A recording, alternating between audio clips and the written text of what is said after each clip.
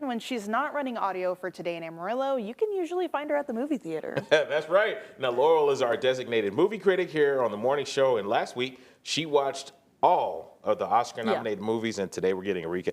I don't know how you did that. Dedication. Okay, well, let me clarify. It wasn't all of the Oscar-nominated. It was only the Best Picture nominees. Gotcha, okay. However, to make my job harder next year, I do think next year I want to try to do all 50 Oscar-nominated. Oh, wow. But Hollywood 16 dedication. every year shows the Best Picture nominees. I'd already seen most of them. There were a couple I hadn't, but I just decided to rewatch all of them anyway, so I could kind of have my picks ready to go.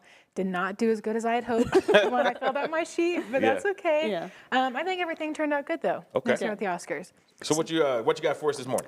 Starting strong, Best Picture. I knew it was going to win, and it did. It was one, or no, was it Sinners or no? It was One Battle After Another. Yeah. That's what it was. Yeah. That one was very popular this last year, partly because of the star-studded cast it had with it, but also the director attached to it was Paul Thomas Anderson. Okay. He's done a lot of stuff in the past. He's worked with Leonardo DiCaprio a whole bunch. Yeah. So such a good duo. Didn't surprise me that it took home the win.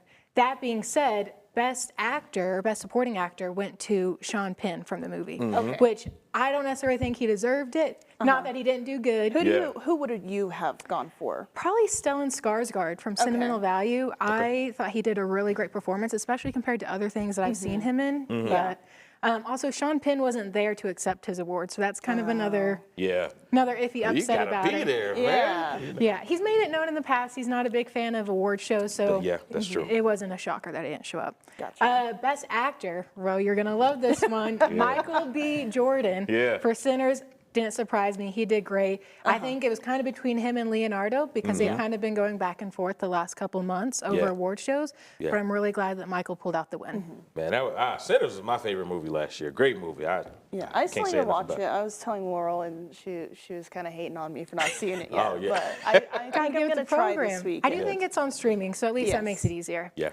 Best Actress. Now, this one didn't shock me at all because she won every single award show over the last couple months. Jessie Buckley for Hamnet, which is who I wanted to win. Oop, there she is. Look at my girl right there. She's who I wanted to win. I think I saw a stat the other day saying she won 68 awards over the last 3 months. For this role? Yes, for this role alone. And if you watch the movie, you'll understand why. And then lastly, Best Supporting Actress went to Amy Madigan for Weapons. I don't know if you guys watched that one last year. I haven't, but I heard it's good. Trailer it's really good. She does great in it. Really funny, but also kind of eerie, which is nice. I like that. But speaking of Weapons and Sinners, this was kind of a really good year for horror in the Oscars category because usually horror doesn't do very good.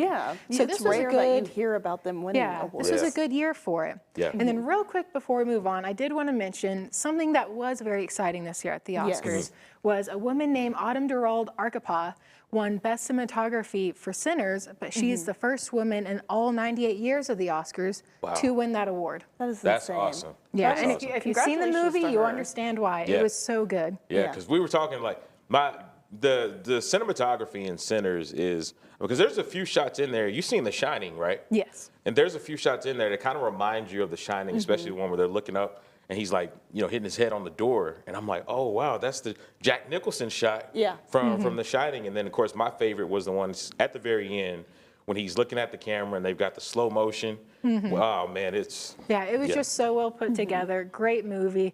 Not even just that one. All of the Oscar nominees, of course, were amazing. So if you get the chance, you should definitely go watch it. Yeah. And we were kind of talking, y'all were saying you were shocked that Sinners didn't get Best Picture.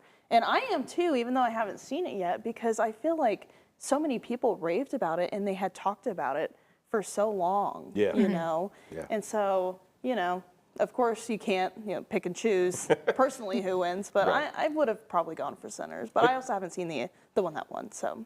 I haven't seen One Battle After Another, but clearly I need to see this movie. Yeah, it won Best Picture. All night it was between Sinners and One Battle for almost every single category. So if one didn't win, the other one did. So, I mean, both really good movies. Pretty close toss-up. Because Sinners was nominated, for 16 different categories? Yeah, it had the most nominations ever for the Oscars. I think it ended up taking home maybe like 6, I think. Something like that. I can't remember the exact number. It did very good. Also, speaking of like horror franchise, Frankenstein did very good. Really? Yeah, Jacob Elordi, unfortunately, my man didn't take home Best Supporting, which honestly he could have deserved it just as much as Stellan. But Frankenstein did take home like Best Costumes and Makeup, which it definitely deserved. I can see why. Yeah, it did so many other awards that were very good as well. So, like I said, horror did a really good job this year. I'm honestly shocked, but I'm glad that the genre is getting the love. Exactly. It deserves it because there's some good horror stuff out there. So real quick, we got we got to wrap, but tell them how many hours you spent at the movies over that past week.